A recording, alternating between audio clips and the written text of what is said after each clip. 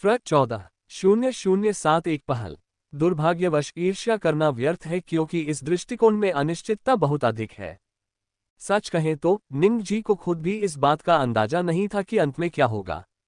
इसके अलावा वह पहले ही एक बार तितली में बदल चुका है और वह बिना किसी स्पष्ट कारण के किसी अन्य प्रकार के राक्षस में बदलना नहीं चाहता है। उदाहरण के लिए पूरी तरह से एकीकृत बटरफ्लाई वॉरियर के अलावा एक और टियर 2 योद्धा। इसमें बटरफ्लाई और सदर दोनों नस्लों की कुछ विशेषताएं भी विरासत में मिली हैं। इसमें जमीन के नीचे सुरंग खोदकर खुद को छिपाने की क्षमता होती है, साथ ही यह एक अत्यंत भयानक और घातक विष भी उत्पन्न करता है। हालांकि निंग जी के लिए इस तस्वीर को स्वीकार करना वास्तव में बहुत मुश्किल था। यदि कोई व्यक्ति अस्वस्थ है और अपनी पत्नी और बच्चों के सामने इस तरह का व्यवहार करता है, तो बेहतर यही होगा कि वह आत्महत्या कर ले। इसमें कोई शक नहीं कि शादी से पहले निंग जी अच्छे दिखने वाले लोगों के प्रति बेहद आकर्षित थे। तितलियां भले ही छोटी हों, लेकिन वे लोकप्रिय सौंदर्यशास्त्र के अनुरूप होती हैं और देखने में परेशान करने वाली या चिड़चिड़ी नहीं लगती। लेकिन अगर वह उस तरह का राक्षस बन गया, तो न केवल चूचेनिक्सी उससे नफरत करेगी, बल्कि वह खुद भी घोर घृणा महसूस करेगा। हालांकि निष्पक्ष रूप से देखा जाए तो यह आधा इंसान और आधा विशालकाय कीड़ा, भले ही बदसूरत हो, एक तरह से एक आदर्श मिश्रण है। कम से कम निंग जी के विचार में वे वर्तमान में उनके अधीन किसी भी अन्य टियर 2 से कमजोर नहीं हैं। आज की दुनिया में ताकत ही सर्वोपरि है। भले ही वह देखने में बदसूरत हो, लेकिन जब तक गुणवत्ता मानक के अनुरूप है, निंग जी स्वाभाविक रूप से इसे दोबारा बनाने की प्रक्रिया से नहीं गुजरेगा। आखिरकार जीन सम्मेलन द्वारा निर्मित द्वितीय श्रेणी का रूप ऐसी चीज नहीं है जिसे अनायास ही बनाया जा सके। हर टियर 2 पेड़ के जन्म के साथ हुनवेक्सिंग बिल्डिंग की लड़ाई के दौरान जैव विद्युत और डार्क एनर्जी से बने विशालकाय नियोन दानव कई इंच तक सिकुड़ जाते थे। सरल शब्दों में कहें तो जियाओ ईरान और अन्य सदस्यों सहित टियर 2 के प्रत्येक सदस्य को, जिनका प्रजनन और पालन पोषण हुआ है, नियोन जायंट ट्री से ऊर्जा की आपूर्ति प्राप्त होती है। बिल्कुल सही, वह चीज असल में बटरफ्लाई क्लैन के बहुत सारे सदस्यों द्वारा जैव विद्युत और डार्क एनर्जी का उपयोग करके बनाई गई एक बैटरी है। यदि आप संसाधनों का दोहन करते रहेंगे और उनकी भरपाई नहीं करेंगे, तो अंततः संसाधन समाप्त हो जाएंगे। फिलहाल निंग जी में परग्रही जातियों के साथ सीधे युद्ध करने की ताकत नहीं है, और रास्ते में उसने जो जीवन ऊर्जा और अंधकार ऊर्जा अवशोषित की है, वह वास्तव में बहुत सीमित है। हमें इसका प्रयोग संयम से करना चाहिए, अन्यथा एक बार जब यह ऊर्जा स्रोत समाप्त हो जाता है, तो न केवल अंडे सेने और पालन पोषण की प्रक्रिया बंद हो जाएगी, बल्कि मां के घोंसले के भीतर के 5 स्थानों का समग्र संचालन भी बाधित हो जाएगा। इसके अलावा जब दिखावट की बात आती है, तो निश्चित रूप से विभिन्न नस्लों के लोगों के अलग अलग दृष्टिकोण होंगे। सदर जर्ग के दृष्टिकोण से यह आधा चेहरे वाला आकार शायद उतना बुरा न हो। बहरहाल निंग जी का कुछ नया करने का पहला प्रयास अंततः सफल रहा। उनकी अनूठी विशेषताओं के कारण निंगजी ने पहले केकड़ा खाने वालों में से प्रत्येक को एक नाम दिया। तितली योद्धाओं को तितली योद्धा कहा जाता है, जबकि आधे इंसान और आधे शरीर वाले विशालकाय कीड़ों को आधा शरीर कहा जाता है। डिएगो की शारीरिक स्थिति को देखते हुए वह इन तकनीकों का अभ्यास करने के लिए पूरी तरह से योग्य है। निंग जी भी कंजूस नहीं था। कुछ समय तक सावधानीपूर्वक इसका अध्ययन करने के बाद उसने इसे तितली वंश की एक ऐसी तकनीक प्रदान की जो इसके साथ काफी अनुकूल थी। दूसरे आधे हिस्से की बात करें तो भले ही वह आधे ना का रूप में हो, फिर भी उसमें दानव संहिता की तकनीकों को विकसित करने की योग्यता है। हालांकि बटरफ्लाई वॉरियर की तुलना में इस पहलू के प्रति इसकी संवेदनशीलता और यहां तक कि डार्क एनर्जी के प्रति इसका लगाव भी काफी कमजोर है। हालांकि इस व्यक्ति की शारीरिक शक्ति तीसरे स्तर के निंग जी के बराबर है, जो कि अत्यधिक मजबूत है। खेती के तरीकों से संबंधित मुद्दे को हल करने के बाद अगला सबसे महत्वपूर्ण कदम था सैनिकों को भेजना। जी हां, डिस्पैच। निंग जी का उन्हें इस प्रयोग में भाग लेने के लिए अपनी जान जोखिम में डालने का अंतिम लक्ष्य सदर की जातीय जाति में घुसपैठ कराना था। पहले सेरेब्रेट को खा जाने के कारण निंगजी को पूरी सदर की जैसी प्रजाति की काफी स्पष्ट समझ थी। इस तैनाती की बात करें तो हमें सदर जर्ग के सबसे दुर्जय हथियार स्पो पैरासाइट कैंप का उल्लेख अवश्य करना चाहिए। स्पो पैरासिटिज्म कैंप क्या है? सरल शब्दों में कहें तो ये जीन संग्रह और संशोधन शिविर है। आमतौर पर जब सदर जर्ग किसी ग्रह पर पहुंचते हैं, तो अपनी लड़ाकू सेनाओं के एक हिस्से के अलावा वे अपने रणनीतिक क्षेत्रों में बड़ी संख्या में परजीवी बीजाणु शिविर भी स्थापित करते हैं।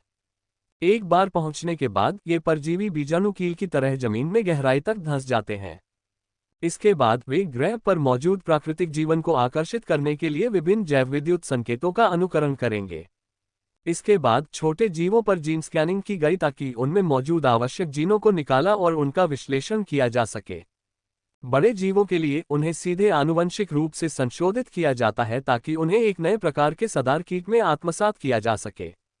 सादा वॉरियर बग, सादा and no bug, black blue jumping bug, blood striped flying bug, 8 wall rolling bug, giant shield beetle. यहाँ तक कि ब्रेन वर्म भी महज एक मॉडल है जिसे सद्दा के अधिपति ने पिछले ग्रह के या उससे भी पहले के ग्रह के स्पोर शिविरों द्वारा आत्मसात और संशोधित किए जाने के बाद उपयोगी पाया। वास्तव में सदर जर्ग का कोई भौतिक रूप नहीं होता है, क्योंकि आक्रमणकारी ग्रह पर मौजूद जीवन रूपों के आधार पर वे अनगिनत तरीकों से बदल सकते हैं। यदि हमें मूल स्रोत का पता लगाना ही है तो सदर ओवरलॉर्ड के विशेष अस्तित्व के अलावा सभी सदर जर्ग दो मूल जर्ग के सम्मिलन और संशोधन से देशी जीवन में परिवर्तित होकर बनते हैं। एक प्रकार का प्रथम आदिम कीट जिसका शरीर काले लाल रंग का होता है और घनी प्रतिदीप्तिदार रेखाओं से ढका होता है, जो लगभग एक चींटी से अविभेदनीय होता है। किसी शरीर में परजीवी बनने के बाद वे शरीर की सबसे गहरी क्षमता को उत्तेजित कर सकते हैं, जिससे वह एक हिंसक जर्ग युद्ध पशु में बदल जाता है।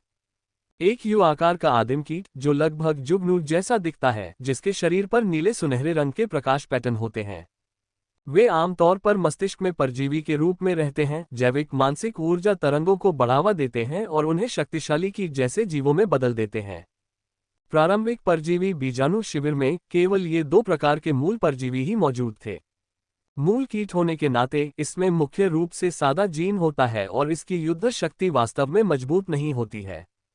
स्पोर कैंप के अनूठे वातावरण के कारण ही सफल एकीकरण और परिवर्तन संभव हो पाया। इसमें प्रवेश करने वाला कोई भी प्राणी थोड़े ही समय में पूरी तरह से बेहोश हो जाएगा। जब वे दोबारा जागते हैं तो आमतौर पर वे सदर नामक कीट आदिवासी प्रजाति में परिवर्तित हो चुके होते हैं। अब निंग जी को जो करने की जरूरत है वह यह है कि वह अपने द्वारा संशोधित किए गए दो कीड़ों को स्पोर कैंप के माध्यम से सदर कीट आनुवंशिक अनुक्रम में घुसपैठ करने के लिए तैयार करे। यह मूल कीटों से निपट सकता है और एकमात्र अन्य चीज रेडियो तरंगों की पहचान है। निंग जी के लिए यह कोई बड़ी समस्या नहीं होनी चाहिए। छलपूर्ण घुसपैठ और मौलिक घुसपैठ ये सदर जर्ग के लिए निंग जी की दोहरी योजना है। उसका लक्ष्य चोनलिजार्ड की दोनों जनजातियों को पूरी तरह से एक दूसरे के खिलाफ खड़ा करना है, जिसके लिए बहुआयामी दृष्टिकोण की आवश्यकता है। आखिरकार निचले स्तरों की तो बात ही छोड़िए, दोनों पक्षों के उच्च अधिकारी या यहाँ तक कि युद्ध की देखरेख करने वाले नेता भी आमतौर पर इन परिस्थितियों में बड़े पैमाने पर युद्ध शुरू नहीं करेंगे। इससे पहले हुए गैस हमले में दोनों समूहों को जानमाल का नुकसान हुआ था, जिससे वे एक दूसरे के कट्टर दुश्मन प्रतीत होने लगे थे। दरअसल ये पूरी तरह से हानिरहित है। ब्रह्मांड के अंधेरे जंगल में ये स्थिति बिल्कुल सामान्य है। जब तक हित पर्याप्त हो और आवश्यकता मौजूद हो, दोनों पक्षों के शीर्ष अधिकारी लड़ाई के तुरंत बाद हाथ मिलाकर शांति स्थापित कर सकते हैं। निंग जी के लिए छल और वेश बदलना कोई समस्या नहीं है। समस्या यह है कि सदर जर्ग के मानसिक अनुक्रम के भेष को लंबे समय तक बनाए रखने के लिए काफी समय और प्रयास की आवश्यकता होती है। सौभाग्यवश सदर जर्ग अपने भीतर मात्र छत्ते की उपस्थिति के कारण अनिवार्य रूप से अपने घरेलू मैदान पर लड़ रहा था। प्राकृतिक रूप से पर्याप्त लाभ होने के कारण उन्होंने स्वाभाविक रूप से अपनी ऊर्जा का अधिक हिस्सा इस क्षेत्र पर केंद्रित किया। रात तारों भरी अंधेरे की आड़ में दोनों कीड़े उस जगह से बाहर निकले और पूरी तरह से रात के अंधेरे में घुल मिल गए। न्यूबी गांव से 8 किलोमीटर पश्चिम में जमीन पर एक विशाल काला मांसल गोला ट्यूमर की तरह उग रहा है। ये सार्कोमा गहरे भूरे रंग का है जिसमें काले, लाल, नीले और सुनहरे रंग की धारियां हैं, लेकिन ये बहुत चमकीला नहीं दिखता और कुछ हद तक धुंधला भी है। उस ट्यूमर के चारों ओर हर आकार के अनगिनत जानवर और कीड़े मकोड़े, साथ ही दर्जनों स्तब्ध मनुष्य हताशा से उसे घेरे हुए थे। इस स्थिति को देखते हुए और साथ ही इसके कभी कभार होने वाले संकुचनों को देखते हुए जो किसी जीवित जीव के संकुचनों से मिलते जुलते हैं, ये निस्संदेह कुख्यात सदर जर्ग परजीवी बीजाणु शिविर है। रूपांतरण। इस बीजाणु शिविर के आसपास के सभी जीव काफी स्तब्ध प्रतीत हो रहे थे, मानो वे किसी सम्मोहन अवस्था में हों। दरअसल ऐसी ही स्थिति तब उत्पन्न हुई जब निंग जी का तितली हथियार बांदियान के करीब पहुंचा। हालांकि जैसे ही वे असामान्य अवस्था में पहुंचे, उन्हें तुरंत निंग जी के मानसिक ऊर्जा के डंक से जगा दिया गया। वे दोनों सचेत कीड़े स्वाभाविक रूप से बीजाणु शिविर के स्थापित क्रम की अवहेलना करते हुए सीधे निकटतम दरार वाले दरवाजे की ओर कतार में घुस गए। सामने खड़े दो मनुष्यों को अंदर खींचने के बाद बीजाणु शिविर का टूटा हुआ दरवाजा फिर से खुल गया। निंग जी की देखरेख में तितली और आधे अधूरे आकार के कीड़ों को सफलतापूर्वक उसमें खींच लिया गया। सच कहें तो निंग जी ने भी पहली बार स्पो कैंप का अंदरूनी हिस्सा देखा था। स्पो कैंप का आंतरिक भाग पहली नजर में तारों भरे आकाश जैसा दिखता है। घोर अंधेरे पर्दे पर अनगिनत काले, लाल, नीले और सुनहरे तारे बिखरे हुए थे। हालांकि ये तारे निर्जीव वस्तुओं की तरह प्रतीत नहीं होते थे, बल्कि वे मानो तैरते हुए उस पर विचरण करते थे। प्रत्येक दरार वाले दरवाजे के सामने पृथ्वी पर मौजूद सभी प्रकार के जीव जंतु मौजूद थे। काले, लाल या नीले सुनहरे रंग के उड़ने वाली चींटी जैसे दिखने वाले आदिम कीड़े उनके चारों ओर बेतहाशा नाच रहे थे। तितली वंश के दो कीड़ों के प्रवेश करने के बाद, जिनमें से एक काला और लाल था और दूसरा नीला और सुनहरा, दो सदार आदिम कीड़े तेजी से एक दूसरे की ओर बढ़ने लगे। वे उनके चारों ओर बेतहाशा नाचने लगे और जैसे ही वे उड़ने लगे उनके शरीर से अत्यधिक बेहोशी पैदा करने वाले विषैले पदार्थ निकलने लगे। कुछ ही समय में बटरफ्लाई वॉरियर और हाफ साइड इंसेक्ट्स के अंत पूरी तरह से अकड़ गए। अगर इस समय निंगजी किसी आत्मा के माध्यम से उनसे जुड़ा न होता तो वे खुद को बिल्कुल भी महसूस न कर पाते। तितली के घोंसले में मौजूद दो कीड़ों को बेहोश करने के बाद एक काले सुनहरे रंग का आदिम कीट एक नथुने से अंदर घुस गया और एक नीले सुनहरे रंग का आदिम कीट तितली के मुंह से अंदर घुस गया।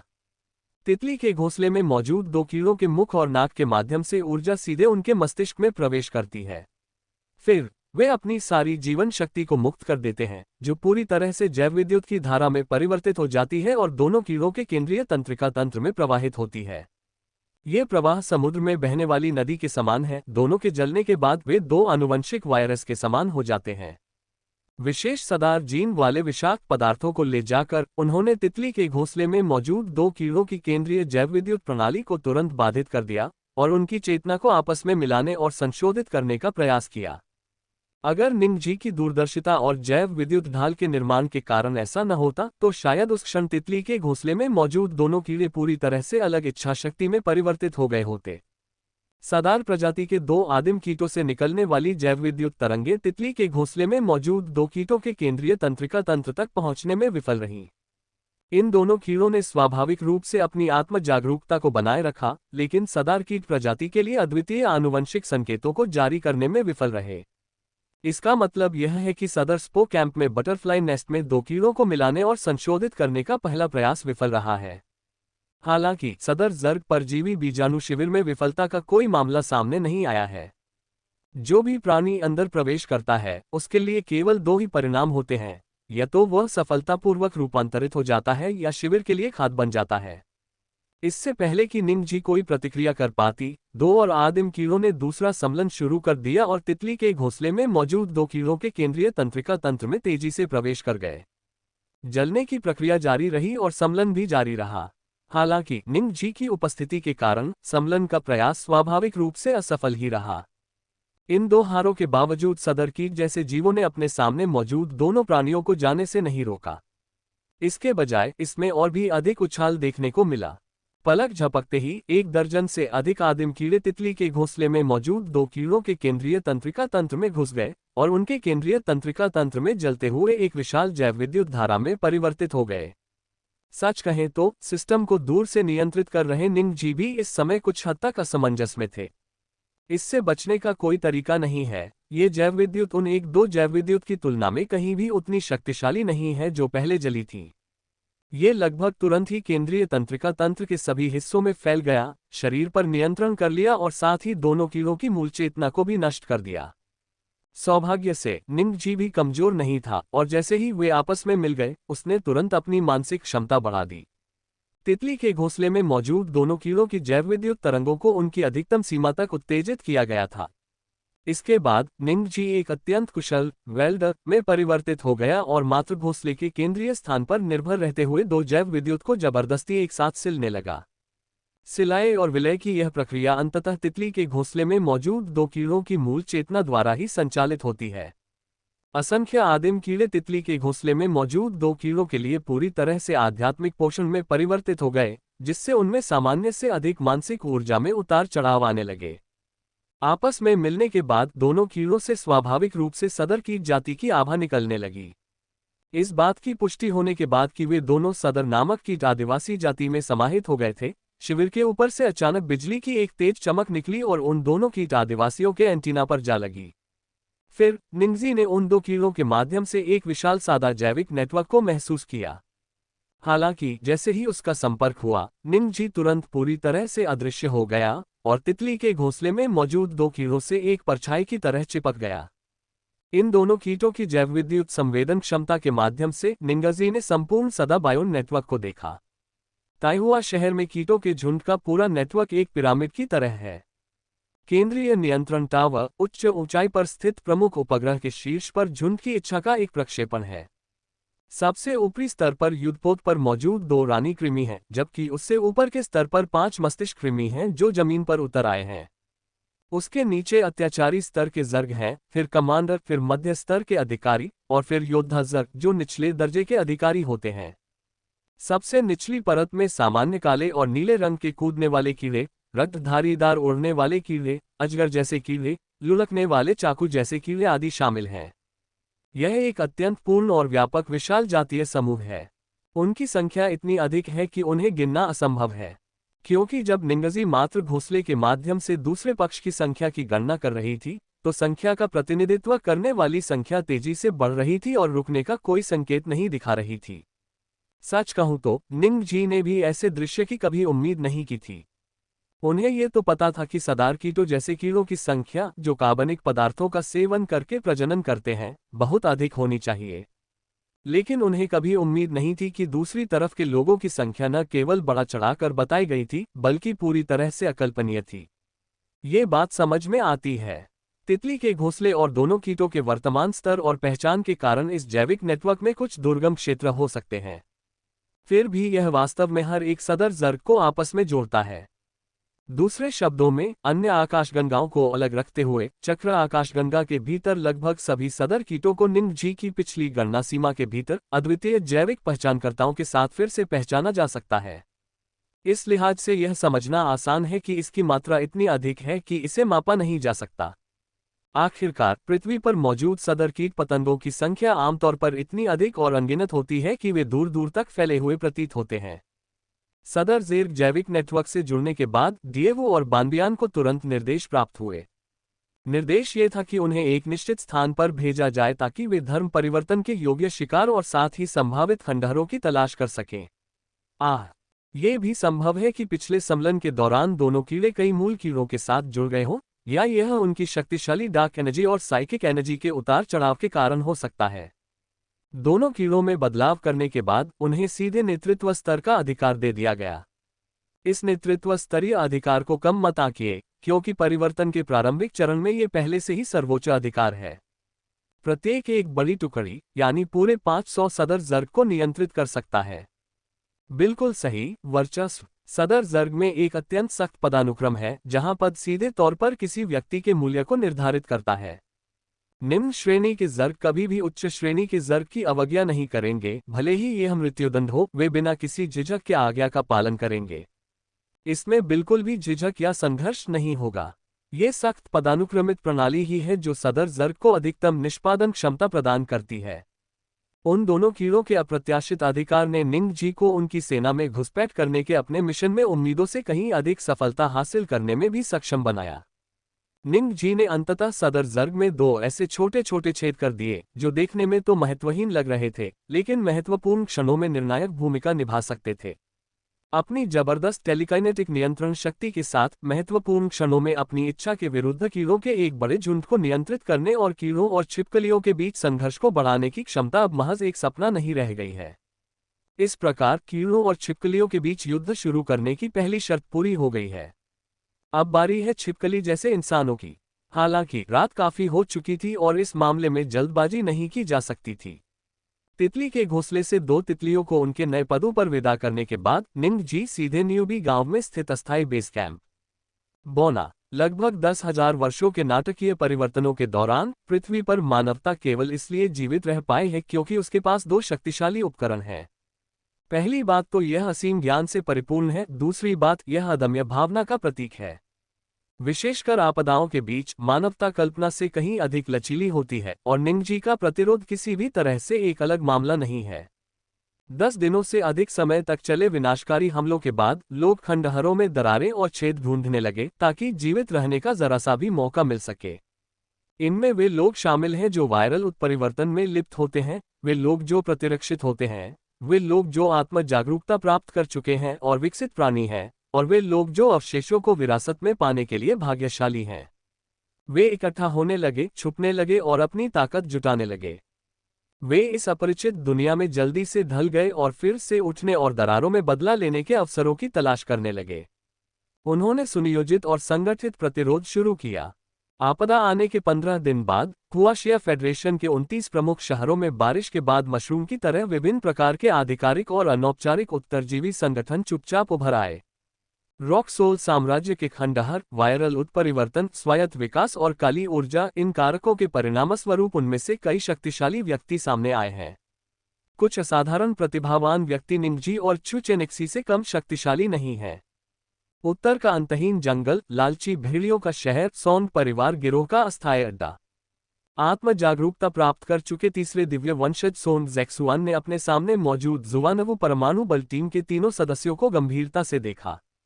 इस समय वह भी अपने से पहले चुचेनिक्सी की तरह एक विकल्प का सामना कर रहा है। वे या तो लालची भेड़ियों के शहर में छिपकर अपना विकास जारी रख सकते हैं, या व्यावसायिक प्रशिक्षण प्राप्त करने के लिए पवित्र राजधानी में प्रवेश कर सकते हैं। लालची भेड़ियों का शहर उत्तर में स्थित है। आक्रमणकारी परग्रही जाति दानव जाति है, जो मनुष्यों, विशेषकर विकसित प्राणियों को गुलाम बनाकर पकाना पसंद करती है। ऐसा कहा जाता है कि विकसित प्राणियों का मांस और रक्त उनके लिए बहुत पौष्टिक होता है। यदि विकसित प्राणियों के लिए यह बात सच है, तो ये कहना निस्संदेह गलत होगा कि दिव्य वंश के प्राणियों के लिए यह और भी अधिक सत्य है। फिलहाल अपनी प्रतिभा के कारण सोन ज़ेक्सुआन की पहचान अभी तक उजागर नहीं हुई है, लेकिन एक बार पर्दाफाश हो जाने पर उनका भाग्य निश्चित रूप से बेहद दुखद होगा। सौभाग्य से आपदा से पहले सोन परिवार तानलांग शहर का एक प्रतिष्ठित परिवार था और सभी क्षेत्रों में उनकी ताकत काफी मजबूत थी। फिर भी वे मुश्किल से ही अपनी रक्षा कर पाए, क्योंकि पूरे लालची भेड़िए के शहर पर पहले ही भयानक राक्षसों का कब्जा हो चुका था। एक देवता के नवजागृत वंशज के रूप में उसने विरासत में मिली यादें भी प्राप्त नहीं की थीं, इसलिए भले ही वह शक्तिशाली था, लेकिन वह जो चीजें कर सकता था वे बहुत सीमित थीं। कहावत है, एक हाथ से ताली नहीं बजती, जिसका अर्थ है कि ज्यादातर समय लोग अपनी ताकत दिखाने की हिम्मत ही नहीं करते। यहाँ रहना समझदारी भरा विकल्प नहीं है, लेकिन ये देखते हुए कि लोगों का ये समूह पूरे परिवार को स्थानांतरित करने के लिए मजबूर कर रहा है, यह शायद इतना आसान नहीं होगा। अगर वह जाने का फैसला करता है तो उसे कुछ विकल्प चुनने होंगे। एक होशियार छात्र, एक अमीर बच्चा, सुंदर और धनी, चरित्र और शिक्षा दोनों में उत्कृष्ट, सहपाठियों द्वारा ईर्ष्या और नफरत का पात्र, और माता पिता की नजरों में दूसरों का बच्चा। आपदा से पहले एक सहज और परिपूर्ण जीवन जीने वाले सोन ज़ेक्सुआन के लिए ऐसा विकल्प स्वीकार करना असंभव था।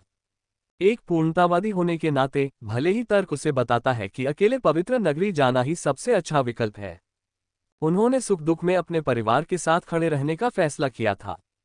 पवित्र भूमि जाना ठीक है, और मैं आपके सभी अनुरोध स्वीकार करूंगा, लेकिन सभी को स्थानांतरित होना होगा। बड़े पैमाने पर पलायन असंभव नहीं है, लेकिन उससे पहले आपको हमें अपनी जागृत वंश शक्ति के बारे में बताना होगा। सोन ज़ेक्सुआन का जवाब जुवानवु न्यूक्लियर मोशन टीम के लिए कुछ हद तक भारी था, लेकिन उसने केवल एक पल के लिए हिचकिचाने के बाद दांत पीसकर सहमति दे दी। सोन ज़ेक्सुआन अचंभित रह गया, और जैसे ही उसकी आंखों में चमक आई, उसकी बाईं हथेली पर एक सफेद प्रकाश का चिन्ह खिल उठा। प्रकाश की लपट, सफेद रोशनी आपस में गुंथी और खिल उठी, मानो कोई पवित्र कमल का फूल हो या कोई चकाचौंध कर देने वाली लो, जिसने शुवानवु परमाणु ऊर्जा टीम में सभी को चौंका दिया। प्रकाश, प्रकाश तत्व, अच्छा, चलो सब मिलकर पलायन करें। मानव विकास में देवताओं से उत्पन्न होने वाले ही सबसे अनोखे होते हैं। उनकी वंश परंपरा यह निर्धारित करती है कि उनकी ऊपरी सीमा अनिवार्य रूप से अधिकांश विकसित प्राणियों की तुलना में कहीं अधिक होगी, और उनकी विकास दर सामान्य विकसित प्राणियों की तुलना में कहीं अधिक है। ईश्वरीय संतानें मनुष्यों और अन्य जातियों दोनों के लिए अत्यंत महत्वपूर्ण है। हालांकि एक बात ऐसी है जिससे मनुष्य अनजान है, देवताओं के वंशज केवल मनुष्य ही नहीं है। जब रॉक सोल साम्राज्य ने चक्र आकाशगंगा पर प्रभुत्व जमाया, तो उसने न केवल चीनी रॉक सोल संस्कृति को अन्य देशों में निर्यात किया, बल्कि वंशानुक्रम की परंपरा को भी जोरदार तरीके से बढ़ावा दिया। शाही युग के दौरान चक्रों के लगभग सभी वास्तविक शासकों के पास दिव्य रक्त था। उन्होंने कई परग्रही जातियों की वंश परंपराओं को भी शक्ति प्रदान की है। सैद्धांतिक रूप से चक्र आकाशगंगा में सभी बुद्धिमान प्राणियों का दैवीय वंश है। तथाकथित देवताओं की वंश परंपरा वास्तव में विभिन्न गुप्त तरीकों से बिना किसी नस्लीय बाधा के प्राप्त और स्थानांतरित की जा सकती है। यदि मनुष्य गुप्त तकनीकों में महारत हासिल कर ले, तो वे भी अन्य जातियों से देवताओं की वंश परंपरा को छीन सकते हैं। सरल शब्दों में कहें तो मानवता वर्तमान में जिस स्थिति का सामना कर रही है, वह आक्रामकता का युद्ध कम और देवताओं के वंश के लिए युद्ध अधिक है। आक्रमण, भक्षण, दास्ता और नियंत्रण, ये परग्रही जातियां जो कुछ भी करती हैं, उसका एक ही अंतिम उद्देश्य होता है। चक्र आकाशगंगा में मौजूद विभिन्न परग्रही जातियों का आकाशगंगा परिषद पर प्रभाव ईश्वरीय स्तर के प्राणियों की संख्या और गुणवत्ता पर निर्भर करता है। बोलने का यह अधिकार कुछ हद तक पूरे जातीय समूह और यहां तक कि उस ग्रह के भविष्य का प्रतिनिधित्व करता है जिस पर वे रहते हैं। ऐसे अंतिम लक्ष्य को प्राप्त करने के लिए परग्रही जाति स्वाभाविक रूप से किसी भी हद तक जाएगी और कोई कसर नहीं छोड़ेगी। मानवता के सामने जो स्थिति है वह कल्पना से कहीं अधिक गंभीर है। न केवल मानवता बल्कि संपूर्ण चक्रा गैलेक्सी में स्थिति मूल रूप से कल्पना से कहीं अधिक गंभीर थी। उपजाऊ नीले ग्रह के अचानक सामने आने से चक्र प्रणाली में हजारों वर्षों से कायम शांति भंग हो सकती है। यह अब केवल मानवता के लिए एक आपदा नहीं है, बल्कि एक ऐसी तबाही है जो पूरी चक्र आकाशगंगा में फैल रही है। ऐसी विपत्ति में यदि मानवता पूरी तरह से अपने दम पर निर्भर हो तो उसका पुनर्तः विनाश निश्चित है। सौभाग्यवश रॉक्सोल साम्राज्य के पहले शासक के रूप में उन्होंने हजारों साल पहले चक्र प्रणाली में इस आपदा का पूर्वानुमान लगा लिया था, और इसके लिए उन्होंने एक बैकअप प्लान छोड़ दिया, प्रोजेक्ट स्पार्क। प्रोजेक्ट स्पार्क को सक्रिय करने की कुंजी डार्क एनर्जी को पुनः भरना है। हुआशिया संघ की पवित्र राजधानी। एकांत में स्थित प्रकाश और छाया से भरे सम्मेलन कक्ष में 10 सजीव मानव आकृतियां प्रकट होती हैं। उनमें से 9 लोग सैन्य वर्दी पहने हुए थे और प्रत्येक के कंधे पर एक जनरल का स्टार लगा हुआ था, जो स्पष्ट रूप से दर्शाता था कि वे सेना से थे। एजियो ड्रैगन युद्धपोत के कप्तान नियान येचेन भी उनमें प्रमुख रूप से शामिल थे। सूट और टाई पहने हुए और अपनी छाती पर चीनी संघ के सर्वोच्च रैंक वाले ब्लैक रॉक मेडल से सुसज्जित शेष व्यक्ति एक मजबूत नेतृत्व का परिचय दे रहा था। हालात बेहद गंभीर हैं, इसलिए औपचारिकताओं को छोड़ते हैं। आप जो सुनने वाले हैं वह अत्यंत गोपनीय है। जैसे ही बैठक शुरू हुई, एक नेता जैसे हाव भाव वाले अधेड़ उम्र के व्यक्ति ने सबसे पहले बोलना शुरू किया, मिंगहुई, कृपया स्पार्क प्रोजेक्ट को संभालें। वूश। जैसे ही अधेड़ उम्र के नेता ने बोलना समाप्त किया, दूरस्थ सम्मेलन कक्ष में एक लाल बत्ती क्षण भर के लिए चमक उठी। उस भयानक लाल रोशनी के बाद एक महिला धीरे धीरे बाहर निकली। कांटों का एक घेरा, 100 फूलों से सजा हुआ एक वस्त्र, पीली नीली त्वचा, चमकीली लाल पुतलियां, ऊंचे नुकीले एल्फ जैसे कान, एक सुंदर और दोषरहित चेहरा, और उसके पूरे अस्तित्व से निकलने वाली शुद्ध और अनियंत्रित जीवन शक्ति की एक आभा स्वाभाविक, महान, फिर भी जंगलीपन का स्पर्श लिए हुए। इस महिला के प्रकट होने से सेना के सभी 9 जनरल चौंक गए। एलियंस। जी हाँ, बिल्कुल सही। यह महिला अपने रूप और पहनावे दोनों से स्पष्ट रूप से पृथ्वी की नहीं है। कमांडर, ये कुछ लोग आश्चर्य और संदेह के साथ देख रहे थे, लेकिन बीच में खड़े नेता के कुछ बोलने से पहले ही उस परदेसी महिला ने झुककर अपना परिचय बड़े ही उदार तरीके से देना शुरू कर दिया। आपसे मिलकर खुशी हुई, natural star wood elf clan के झू मिंगहुई। नमस्कार। Spark. Nature star wood elf clan Zhu Minghui. Nian Yechen की आंखों में एक चमक कौंधी। उसने नाम पहचान लिया। नेता ने शायद पहले भी इसका जिक्र किया था। हालांकि अन्य जनरलों ने कुछ नहीं कहा, लेकिन उनमें से अधिकांश असमंजस में दिखे। वे स्पष्ट रूप से यह नहीं समझ पाए कि इस स्तर की बैठक में एक विदेशी महिला क्यों उपस्थित होगी। ये सच है कि मिंगहुई दूसरे ग्रह से आई है, लेकिन वह हमारी मित्र है, शत्रु नहीं। पवित्र राजधानी की रक्षा करने वाली कांटों की दीवार उसी ने बनवाई थी। प्राकृतिक तारे से हमारे सहयोगी आकाश में स्थित पवित्र शहर की रक्षा कर रहे हैं, और जो रॉक सोल स्क्रॉल आपने पहले प्राप्त किया था वह भी उनके साथ साझा किया गया था।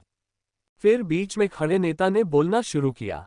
अपने व्यक्तिगत बयान के बावजूद सीरियस जहाज के कप्तान जिंग युनफेई ने अभी भी संदेह व्यक्त करते हुए कहा, कमांडर, साल के इस समय में हमें आसानी से विदेशियों पर भरोसा नहीं करना चाहिए। मुझसे शत्रुता रखने की कोई आवश्यकता नहीं है। यदि आपने रॉक सोल स्क्रॉल का ध्यानपूर्वक अध्ययन किया है तो आपको समझ आ जाना चाहिए। हमारी महारानी माँ ने एक प्राचीन शपथ ली थी कि वन कल्पित बौने वंश पीढ़ियों तक शाही तारे के मनुष्यों के साथ सहयोगी रहेंगे। अगर ऐसा न होता तो मैं, राजकुमारी, इस झंझट में न पड़ती। दूसरे शब्दों में कहें तो अगर हमारी अपनी ही जाति हमें छोड़ दे तो अंततः इंपीरियल स्टार को केवल विनाश का ही सामना करना पड़ेगा। एक शाही तारा गंदे पानी में उतरने से विनाश होगा। जिंग यूनफेई ने उस विदेशी लड़की की बात काटते हुए कहा। ओह हाँ, अब आपका नाम ब्लू स्टार है। सच कहूं तो मुझे बिल्कुल भी उम्मीद नहीं थी कि आप, जो कि ईश्वर सम्राट के अपने वंश के सदस्य हैं, इतनी परेशानी पैदा करने में सक्षम होंगे। महज कुछ हजार वर्षों के अलगाव में इंपीरियल स्टार इस हद तक पतित हो गया है कि उसे अभी भी अपनी स्थिति के बारे में कोई जानकारी नहीं है। आपके एकांतवास के बाद मैंने आपका इतिहास पढ़ा है, उसमें युद्ध और सिर्फ युद्ध ही लिखा है।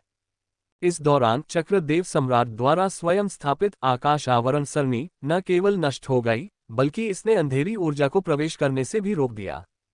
देवताओं का वंश लगभग पूरी तरह से टूट चुका है। वे निश्चित रूप से अब तक देखी गई सबसे लापरवाह बुद्धिमान जाति हैं। ये तो अविश्वसनीय रूप से चतुराई भरा है, बिल्कुल शानदार। झू मिंगहुई के शब्दों को वहां मौजूद कुछ ही लोगों ने स्पष्ट रूप से समझा।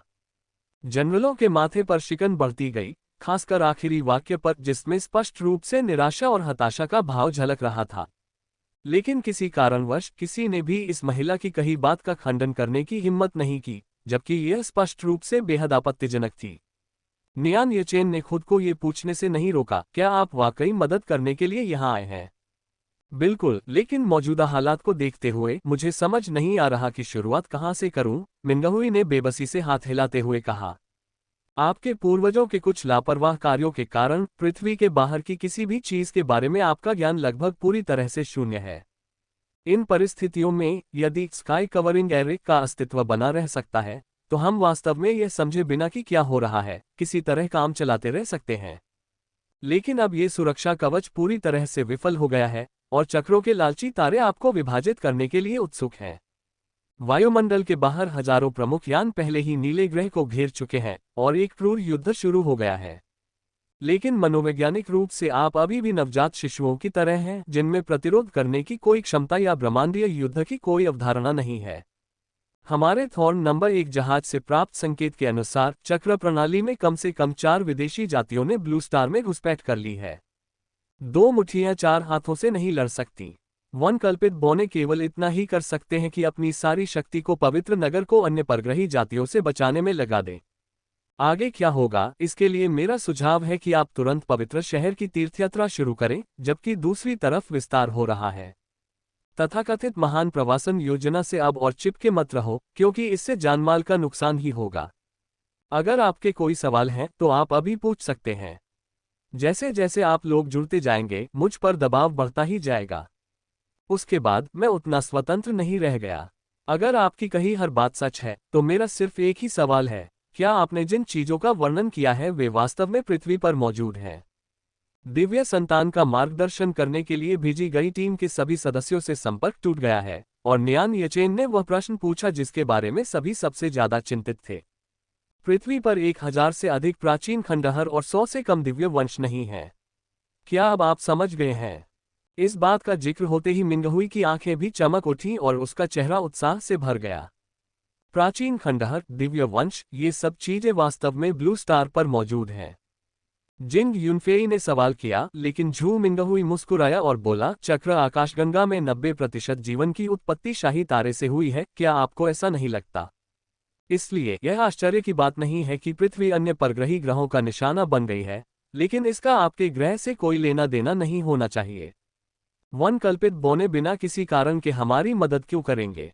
सिर्फ आपके एक वाक्य के आधार पर हम ये कैसे मान लें कि आप हमारे सहयोगी हैं, न कि शत्रु? नियान येचेन का चेहरा सख्त हो गया और उसने एक और भी तीखा सवाल पूछा। प्राचीन तारामंडलीय शक्ति केंद्रों की सुरक्षा, विभिन्न परग्रही ग्रहों द्वारा की गई लूटपाट और प्राकृतिक ग्रहवासियों द्वारा दी गई सक्रिय सहायता, ये सभी एक महत्वपूर्ण संदेश प्रकट करते हैं। ब्लू स्टार महत्वपूर्ण है, या ब्लू स्टार पर मौजूद संसाधन इन एलियंस के लिए बेहद महत्वपूर्ण है। मैंने पहले भी इसका जिक्र किया है, एक प्राचीन नस्लीय शपथ के कारण वन कल्पित बौने हमेशा के लिए मनुष्यों के सहयोगी रहेंगे। इसके अलावा हमारे पूर्वजों ने आज चक्र आकाशगंगा में शांति लाने के लिए बहुत प्रयास किए। हम वन कल्पित बौने नहीं चाहते कि चक्रा सितारे युद्ध में पुनः प्रज्वलित हों। प्रोजेक्ट स्पार्क शुरू हो चुका है। मैं सिफारिश करता हूं कि पृथ्वी की युद्ध शक्ति को यथासंभव अधिकतम रूप से संरक्षित करने के लिए 9 बेड़े तुरंत स्थानांतरित हो जाएं। 9 आकृतियां थोड़ी देर के लिए रुकीं। उनमें से एक, सफेद बालों और दाढ़ी वाला एक बूढ़ा जनरल, गुस्से से बोला, स्थानांतरण। उस क्षेत्र का क्या होगा जिसकी हम रक्षा कर रहे हैं, और संघ के नागरिकों का क्या होगा? झू मिंगहुई की मुस्कान गायब हो गई और उसकी जगह थोड़ा गंभीर भाव आ गया। क्षेत्र की बात तो बिल्कुल बकवास है। जहां तक नागरिकों की बात है, वे भी रॉक सोल होली सिटी पर नजर गड़ा सकते हैं और स्वेच्छा से सामूहिक पलायन शुरू कर सकते हैं। झू मिंगहुई की बातें सुनकर नियान येचेन की थोड़ी सिकुड़ी हुई भौहें और भी कस गईं, जबकि अन्य मानव जनरलों का खून खौल उठा। असंभव! हम न केवल उस क्षेत्र को नहीं छोड़ेंगे जिसकी हम रक्षा कर रहे हैं, बल्कि तथाकथित स्वतःस्फूर्त पलायन एक नग्न योजना के अलावा कुछ नहीं है जो सैनिकों को बलि का बकरा बनाएगी। हाँ, अगर वे एलियन हैं तो क्या हुआ? हम आखिरी पल तक डटे रहेंगे, आखिरी सैनिक तक लड़ेंगे। चीनी संघ का क्षेत्र पवित्र और अलंघनीय है।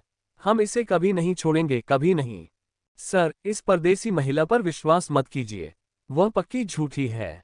स्मैक! बिल्कुल बीच में खड़े नेता ने अपना हाथ मेज पर जोर से पटका, जिसकी गूंज से सभी 9 आकृतियां एकदम सीधी खड़ी हो गईं। सम्मेलन कक्ष में तुरंत सन्नाटा छा गया और 9 कप्तान चुप रहे। समझदारी से काम लें। मैंने आपको यहाँ प्रवास के लिए आपकी सहमति लेने के लिए नहीं, बल्कि प्रवास के तरीके पर चर्चा करने के लिए बुलाया है। देवियों और सज्जनों, मुझे विश्वास है कि आप सभी इस बात से भलीभांति अवगत हैं कि उपग्रहों के बिना हमारा संचार तंत्र लगभग पूरी तरह से ठप हो जाता है।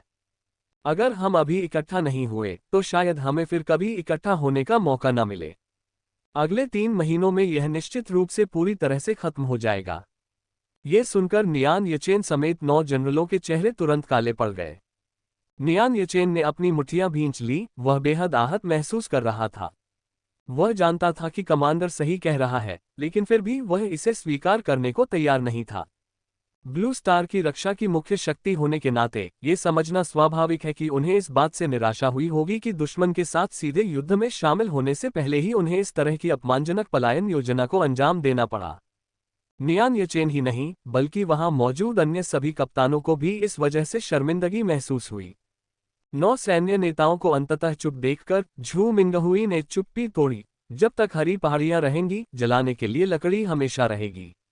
संकट के समय में निर्णय लेने ही पड़ते हैं। Project spark. स्पार्क क्या है? दिव्य संतान के अलावा केवल वही लोग जो बाधाओं की परतों को भेदकर रक्त और अग्नि की परीक्षा से गुजरकर पवित्र नगर में प्रवेश कर सकते हैं, स्पार्क कहला सकते हैं। मानवता के भविष्य की चिंगारी उन्हीं में निहित है। केवल उनके प्रयासों से ही हमारे नीले ग्रह का भविष्य उज्जवल हो सकता है। जनजाति। इन परिस्थितियों को देखते हुए और चीनी संघ के सर्वोच्च नेता की स्वीकृति से 9 कप्तानों के पास मानक सैन्य सलामी देने के अलावा कोई विकल्प नहीं था। प्रकाश और छाया के मिटने के कुछ ही समय बाद हुआशिया फेडरेशन के प्रमुख शहरों से तेजी से घोषणाएं जारी की गईं। नोटिस जारी करने के तरीके अलग अलग थे, जिनमें आदिम मौखिक प्रसारण से लेकर प्राचीन हवाई मार्ग से गिराए गए पत्रक और लघु तरंग संचार शामिल थे। संक्षेप में इसका सार यह है, विदेशी बड़े पैमाने पर आक्रमण कर रहे हैं और सीमित संसाधनों वाली चीनी सेना पवित्र राजधानी में अपनी सेनाओं को मजबूत करेगी। साथ ही हम पहल करने वाले नागरिकों से आग्रह करते हैं कि वे पवित्र शहर तक पहुंचने के लिए हर संभव प्रयास करें। केवल पवित्र नगर में लौटने से ही किसी की सुरक्षा की सही मायने में गारंटी दी जा सकती है। इस परियोजना का नाम प्रवासी पक्षियों के नाम पर रखा गया है, जिनका प्रवास केवल जीवन की निरंतरता के लिए होता है। हालांकि जैसे ही इस प्रवासी पक्षी योजना की घोषणा की गई, हुआशिया फेडरेशन के प्रमुख शहरों में शोक की लहर दौड़ गई। आकाश में अजीबोगरीब परग्रही जहाज खतरनाक ढंग से मंडरा रहे थे, जो लगातार पृथ्वी से आने वाली सूचनाओं पर नजर रख रहे थे। इस स्थिति में उन्हें अपने आप पलायन करने देना उन्हें तोप के चारे के रूप में भेजने से कम नहीं है। बचे हुए लोग अराजकता में डूब गए और जिस व्यवस्था को वे आशा की एक पतली सी किरण के सहारे था, वह पूरी तरह से ध्वस्त हो गई। उनकी सारी उम्मीदें चीनी सेना द्वारा बचाव पर टिकी थीं, लेकिन अब उन्हें ये घोषणा सुनने को मिली कि उन्हें खुद ही पलायन करना होगा। कैप्टन, बाकी 8 बेड़ों ने पहले ही नोटिस जारी कर दिए हैं, अब सिर्फ हम ही बचे हैं। किंगलोक दल के एक सदस्य ने सम्मानपूर्वक ये सूचना दी क्योंकि वह नियान येचेन के स्वभाव को अच्छी तरह जानता था। इस समय कप्तान का मूड बहुत खराब था, या यूं कहें कि बेहद खराब था। नियान येचेन इस तथाकथित स्पार्क प्रोग्राम को स्वीकार करने के लिए लाखों बार अनिच्छुक थे, लेकिन उनके पास कोई बेहतर विकल्प नहीं था। एक सैनिक होने के नाते ऐसे आदेशों का पालन करना उनके लिए हमेशा से ही स्वीकार करना कठिन रहा था। जाओ और आदेश जारी करो। उसके बाद अपने सारे प्रयास दिव्य वंशजों और स्वायत्त विकासकर्ताओं की खोज पर केंद्रित करो। नियान येचेन का स्वर दृढ़ था और जहाज की खिड़की की ओर उनकी निगाहें उत्तरोत्तर गहरी और दृढ़ होती गईं। पवित्र राजधानी में स्थायी रूप से तैनात बेड़े के रूप में एजियो ड्रैगन फ्लीट के प्रवास में किसी भी प्रकार की कोई बाधा नहीं आई। उनके द्वारा बाधा न डालने का यह अर्थ नहीं है कि वे अन्य बेड़ों और नागरिकों से संबंधित स्थिति से अनभिज्ञ थे। स्पार्क प्रोग्राम का असल मतलब क्या है? जब निंगजी न्यूबी गांव लौटा तो शेन झेंग और शिंग तियानई को छोड़कर, जो पहरा दे रहे थे और बारी बारी से पहरा दे रहे थे, बाकी लोग अनौपचारिक रूप से बातचीत कर रहे थे। आंगन में बाकी लोग गहरी नींद में सो रहे थे, खासकर चू चेनेक्सी और निंगचू। रास्ते में ताइहुआ पर्वत के घने जंगल के तल पर आधी नींद लेने के अलावा माँ और बेटी को शायद ही कभी ठीक से आराम करने का मौका मिला था। आखिरकार, हालांकि वे कोल्ड फ्लेम खंडहरों में 10 दिनों से अधिक समय तक सुरक्षित रहे, लेकिन सदर कीटों द्वारा की गई घेराबंदी के दौरान सभी पर मनोवैज्ञानिक दबाव काफी अधिक था।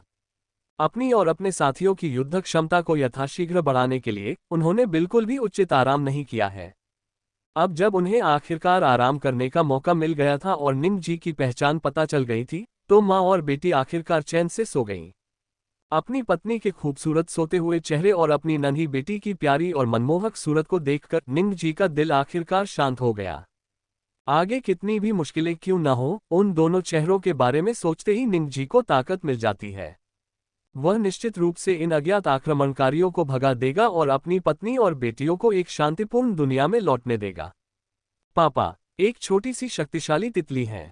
मम्मी अपनी गहरी नींद में भी शियाओ निंगचू नींद में बड़बड़ा रही थी। उसका चेरी जैसा मुंह थोड़ा खुला हुआ था और उसके होठों के कोने से लार टपक रही थी, जिससे वह और भी मासूम और बेफिक्र लग रही थी।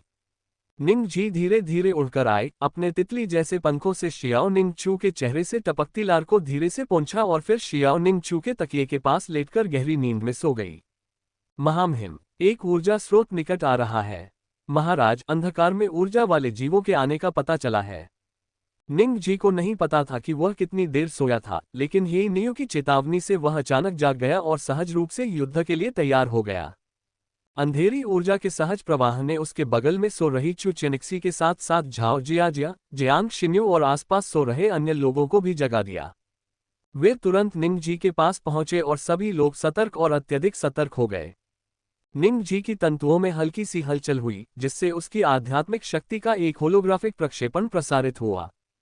सबके सामने बटरफ्लाई वॉरियर और हाफ साइड नामक तितलियों द्वारा प्रेषित छवियां दिखाई दी। एक व्यक्ति जो बिल्कुल इंसान जैसा दिखता है, जर्ग पीछा करने वालों के एक समूह का नेतृत्व करते हुए उनकी तलाश कर रहा है। जर्ग मानव नियंत्रण में क्यों है? क्या वह निंग की तरह सदर जर्ग को नियंत्रित करने में सक्षम हो सकता है? झाओ जियाजिया ने सबसे पहले अपनी शंका व्यक्त की और निंग जी ने भी तुरंत उनका अनुसरण किया। ये इंसान नहीं होने चाहिए। बटरफ्लाई वॉरियर और हाफ साइड को लगता है कि ये एक ही तरह के जीव हैं, जिसका मतलब है कि ये कीट जैसे जीव होने चाहिए। निंग जी की बातें सुनकर सभी का ध्यान उस पर केंद्रित हो गया, लेकिन फिर भी उसकी शक्ल सूरत से कोई सुराग नहीं मिल पाया। अगर उन्हें निंग जी पर पूरा भरोसा नहीं होता तो वे ये भी विश्वास नहीं कर पाते कि यह एक जर्ग है। अगर मैं गलत नहीं हूं तो ये सदार कीट प्रजाति द्वारा मनुष्यों पर आधारित एक नए प्रकार का कीट होना चाहिए। हालांकि ये दिखने में बिल्कुल हम इंसानों जैसा लगता है, लेकिन असल में यह एक जर्ग है। ये सुनकर शेन झेंग ने अपनी आंखें घुमाई और नाटकीय अंदाज में कहा, एक मानवाकार कीड़ा। आखिर यह चीज क्या है? कीड़ा इंसान, इंसान कीड़ा। इसे कीड़ा दानव कहना कैसा रहेगा? इसे इंसान दानव तो नहीं कहा जा सकता, है ना? पफ। शेन झेंग की बातें सुनकर चू चेनेक्सी समेत वहां मौजूद सभी महिलाएं जोर से हंस पड़ी। निंग जी का तितली जैसा सिर भी हिल रहा था। शेन झेंग जैसे हंसमुख स्वभाव वाले व्यक्ति की टीम में होने से चाहे परिस्थिति कितनी भी तनावपूर्ण क्यों न हो, वह हमेशा माहौल को खुशनुमा बना देता था। बटरफ्लाई वॉरियर और हाफ साइड से झलकने वाली झिझक से पता चलता है कि उनकी कीटाकृति वाली जाति के भीतर उन्हें कीटाकृति वाले मानव कहा जाता है। तितली से जानकारी प्राप्त करने के बाद निंग जी ने एक बार फिर उसके सवालों के जवाब दिए। क्या वे हमारा पीछा कर रहे हैं? यह इलाका कुछ जाना पहचाना सा लग रहा है और हम भी उनसे ज्यादा दूर नहीं लग रहे हैं। शेन झेंग का घटिया मजाक महज कुछ पल का सुकून था और चू चेनेक्सी का चेहरा फिर से गंभीर हो गया। वे हमारी तलाश में आए थे लेकिन वे हमें नहीं ढूंढ पाए, निंग जी ने जवाब दिया। उन्होंने भी मेरी तरह जीवन के संकेतों और काली ऊर्जा के आभामंडल वाले एक कबीले की खोज की। ये बातें बेशक निंग जी को बटरफ्लाई वॉरियर और हाफ साइड द्वारा बताई गई थीं। इस समय निंग जी को इस बात की खुशी थी कि उसने इतना सही निर्णय लिया था। उन्होंने तितली वंश के जीनों को सदर कीट वंश के जीनों के साथ मिलाया और सदर कीट वंश के भीतर 2 सक्षम मध्यवर्ती तितलियों को स्थापित किया। अब वह लगभग किसी भी समय सदर कीटों द्वारा भेजे गए पीछा करने वालों की स्थिति पर नजर रख सकता है। एक जनजाति, क्या यहाँ और भी जीवित बचे लोग हो सकते हैं? जिंग तियानई ने उत्साह से पूछा। मुझे अभी अभी हमारे भेजे गए जासूसों से पता चला है। निंग जी ने ऊपर देखा और कुछ देर सोचा, फिर आखिरकार फैसला किया, चलो जाकर देखते हैं। डिएगो और बानबियान के अंदरूनी एजेंटों के रूप में होने के कारण निंग जी का जर्ग दस्ते की हर गतिविधि पर पूर्ण नियंत्रण था। जैसा कि उम्मीद थी, उनका निशाना वही जनजाति थी जिसे निंग जी की खोजी तितलियों ने खोजा था। जी हाँ, बिल्कुल सही, एक जनजाति, अद्भुत लोगों की एक जनजाति। आज के इस दौर में भी इस तरह का पुराना और भद्दा नाम रखना इस तथाकथित जनजाति को किसी आपदा का परिणाम ही साबित करता है। क्या ये विज्ञापन समस्याग्रस्त है? इसकी रिपोर्ट यहाँ करें। आप योगदानकर्ता बनकर पॉपअप विज्ञापनों को बंद कर सकते हैं। योगदानकर्ता बने। 71/12,295.78%। 71/1229